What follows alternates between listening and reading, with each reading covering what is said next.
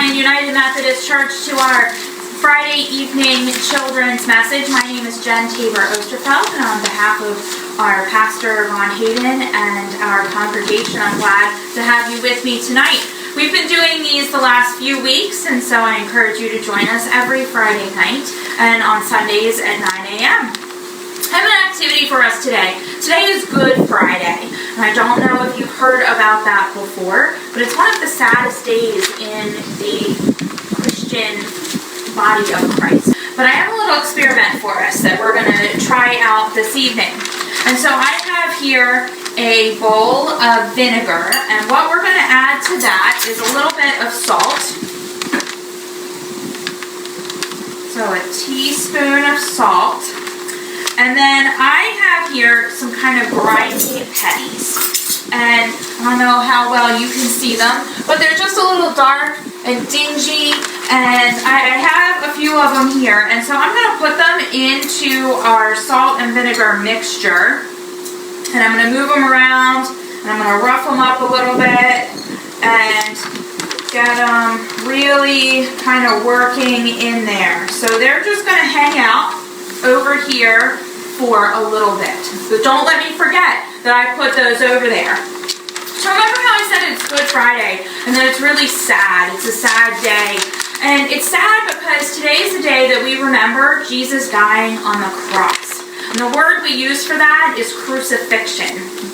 Because he was hung on a cross, like the cross behind me, only it was probably much bigger.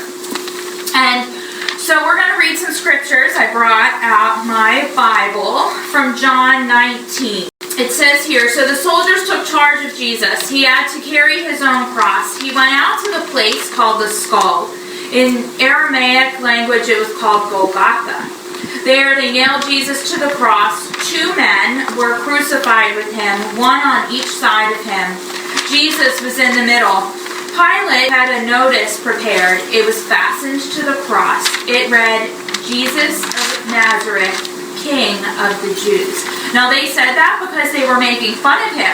But what is so interesting and powerful about that is that Jesus really is the King of the Jews.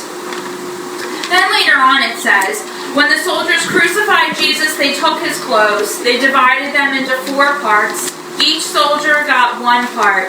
Jesus' long inner robe was left. It did not have any seams. It was made out of one piece of cloth from top to bottom.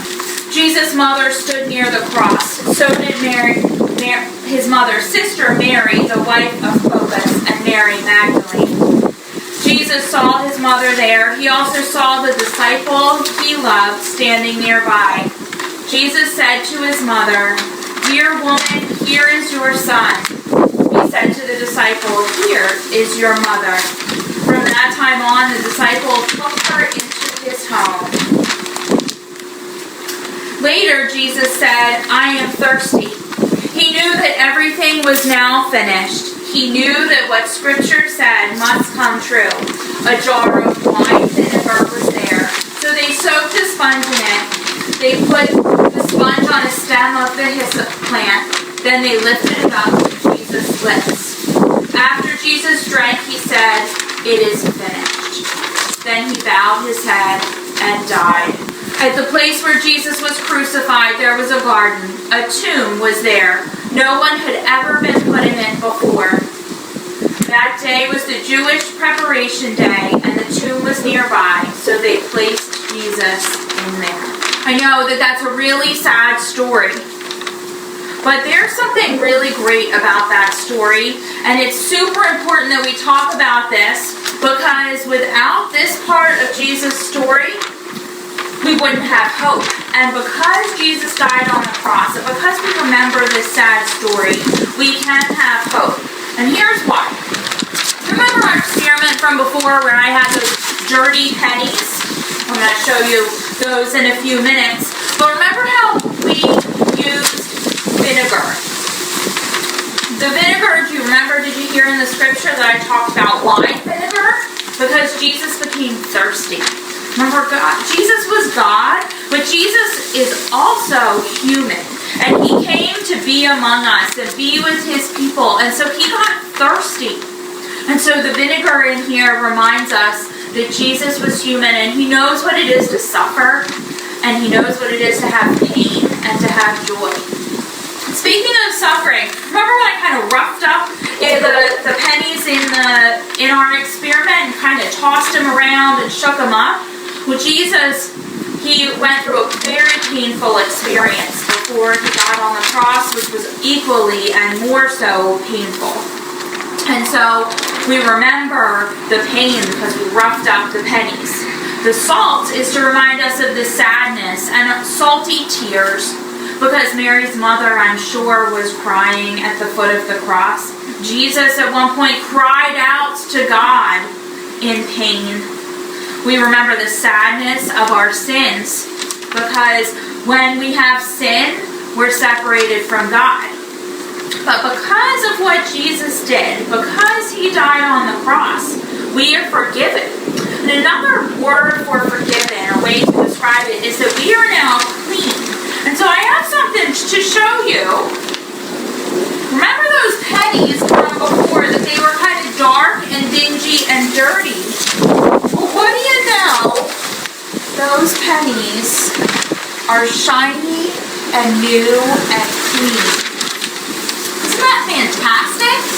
So those dirty pennies that remind us of our sin that are now clean because of Jesus' sacrifice on the cross. So this is an amazing day. It's a holy day. It's a day we must remember because of all of Jesus' suffering. So I want to thank you so much for being with us and being here today so that we can remember together. Now if you bow with me for prayer. Lord God, thank you so much for sending your Son to live and show us how to live. That he died on the cross so that we can be clean and we can be forgiven, so that God, we can be back together with you. We thank you so much for that we can remember this day, but we are excited for what comes on Easter Sunday because we know what happens. It is in Jesus' name we pray. Amen.